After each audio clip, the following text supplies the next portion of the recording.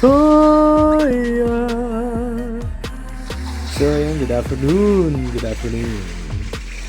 Sunday. So, nakita nyo naman thumbnails natin, no? Ating title. Pamalit Mir 4 na nga ba? Of course not. Siyempre hindi. Ilang taon na natin lalaro yung Mir 4 eh. Since day 1, nilalaro na natin yun eh. So, ano lang to? Tatry lang natin tong Crypto Ball Z. So, sa mga hindi pa nakakaalam, no, si Crypto Ball Z is under din ng Wimex, which is yung may hawak din kay Mir 4, at token ng Wimex.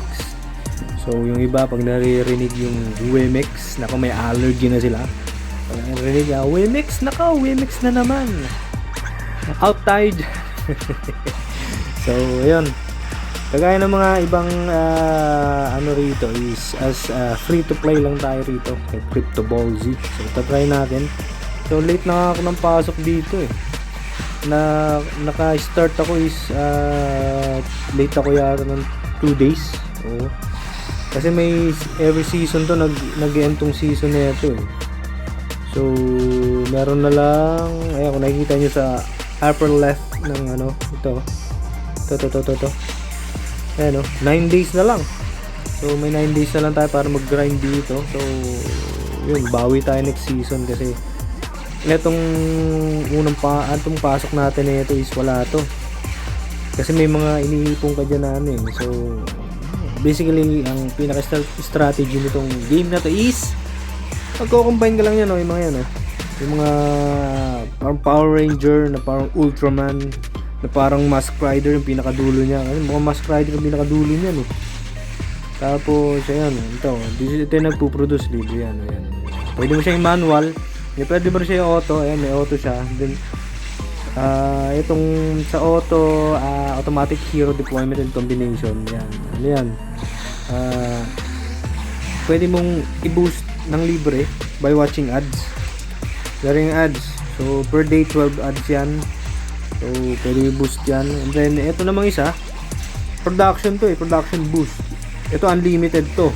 Kaso nga lang, hindi mo siya pwedeng ikagaya dito sa isa na pwede mo siyang i-max as 2 hours. So, ito, free lang siya, unlimited. But, limited din siya for 30 minutes lang lagi. So, kailangan mo tutukan. So, ayan. So, basically, combine ka nga lang. Then, pag sa dulo, pag naka-combine ka na, meron niyang yung tier 10 na novice. Pag sinuwerte ka pag combine nun, pinaka-mataas na makuha mo itong SSR na SSR na type ng hero. So, yan, mga ganyan SSR. Malalakas yan. So, pag sinuwerte ka, kada roll mo ng combine mo na kada roll mo sa combine is SSR tapos magkakapareho, may chance na tumaas itong yung battle power, which is yung hero power mo, which is, may chance yan na tumaas. So sunod sa SSR is yung SR. So parang basically parang hindi ko alam kung may mas mataas pa rito sa SSR. Meron pa ba? Sorry guys correct nyo ako kung meron pa. Kasi SSR parang nakukuha ko, and then itong SR. So parang parang kumbaga sa normal, then rare, and then epic, sa mga materials ng Mir 4, normal, epic, normal, rare, epic, then may legend hindi ko kasi makita paano ba makikita?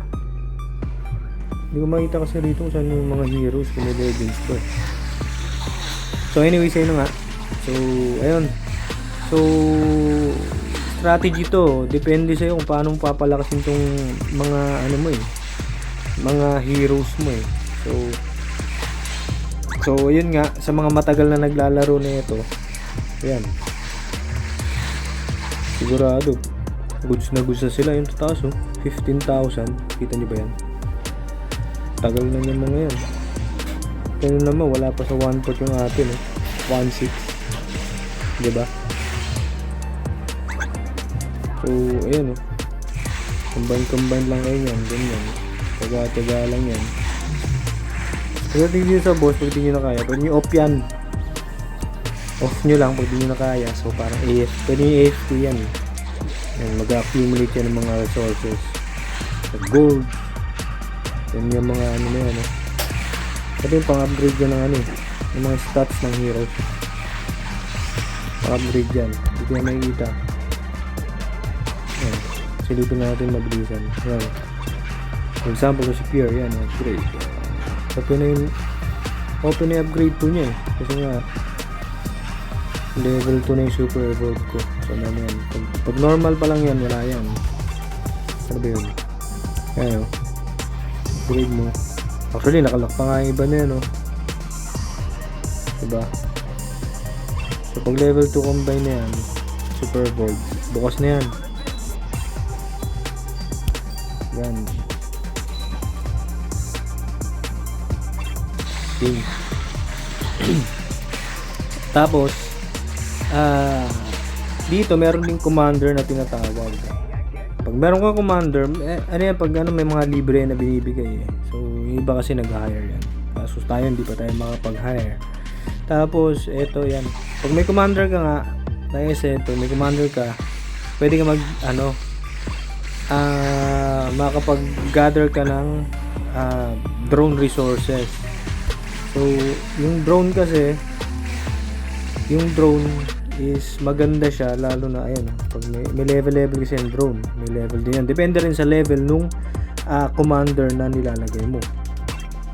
Diba? The higher the commander, the higher the ano rin, the resources na maipon niya. Paano kagawa ka ng drone? So akin, as regular drones lang. Yan. Yan. So, ang ginagawa ng drones, ayan, searching. Ito ang nakukuha niya, yung hero stone.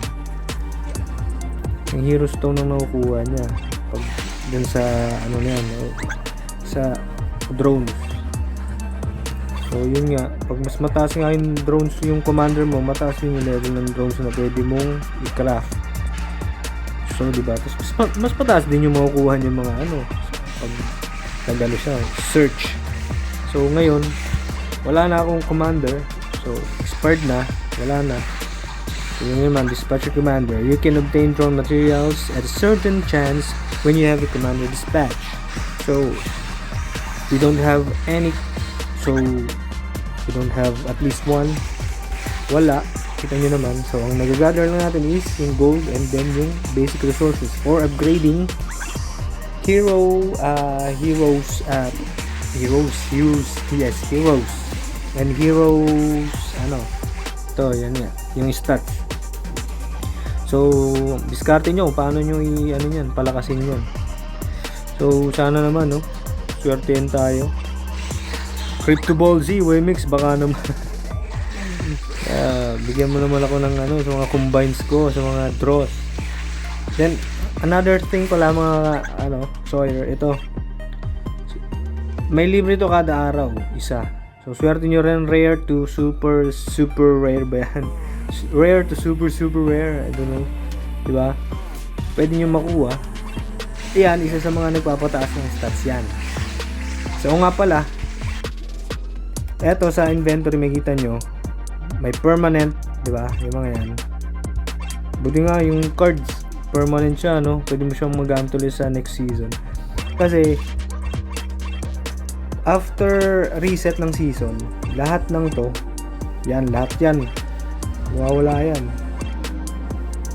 Yung mga yan, lahat ng items na nandyan na nasa inventory mo, ang maiiwan lang ito, yan yung mga nakalagay na permanent position. Hero stone, yan, yung cards, then itong mga yan, basta lahat na may permanent na nakalagay. After reset ng season, bye-bye yan lang.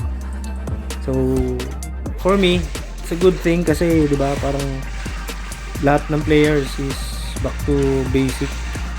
Actually, hindi naman back to basic kasi yung mga nauna na, syempre, may advantage sila, nakaipon na sila ng maraming dito ng Hero Stone cards, 'di ba? Yung cards kasi ang laki ng binibigay na hero power niyan pag nilagay mo yung cards na yan. So ayun, for everyday yan meron yan quest, may mga libre din yan, tapos nyo yan lahat yan. And then yun, try nyo rin, diba? Nakakatuwa rin to, nakakatuwa ang laro na to. Parang ano siya gaya na sabi ko, parang kulit na tawag yan, parang Power Ranger na Ultraman na parang Mask Rider. Kita nyo naman ngayon, parang sa Mask Rider yan o Power Ranger pa rin. So yun lang mga Sawyer, explore nyo na lang kapag pag naglaro kayo nito, subukan nyo rin, explore nyo na lang. So all good siya. Uy, meron pala tayo rito, nakakombine tayo ng tier 10 Novices na. So clear tayo ron. So ayan, 3.5 million gold, pang upgrade yan, pang level up. So okay, yun lang mga Sawyer. Ano to,